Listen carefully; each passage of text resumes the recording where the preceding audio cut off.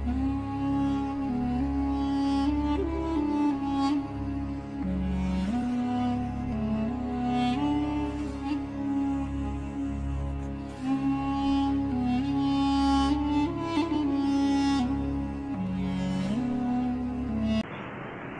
the late 19th century, a movement for independence from Spain was growing in the Philippines after centuries of corrupt and indifferent Spanish colonial rule.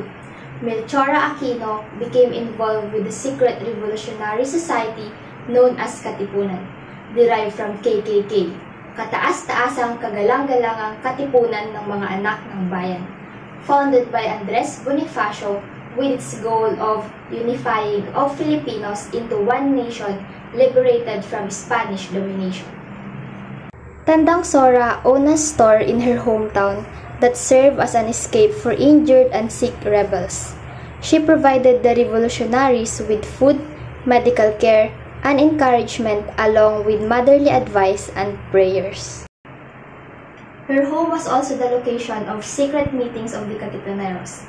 As the result, she was given the titles of Tandang Sora, Mother of Philippine Revolution, Woman of Revolution, and Mother of Balintawak, as she was present at the city of Balintawak and witnessed the cedulas being torn apart together with her son, Juan Ramon.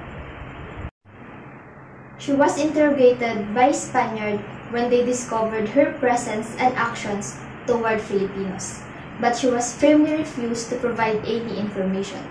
After being taken into custody by Guardia Civil, she was sent to Guam in Marianas Island, where she was kept under house arrest. Tandang Sora returned to the Philippines after the United Nations took over the country. Then she continued to live in the Philippines up until her death on February 19, 1919 at the age of 107. Then her remains were moved into her own backyard, now known as Himlayang Pilipino Memorial Park, Quezon City.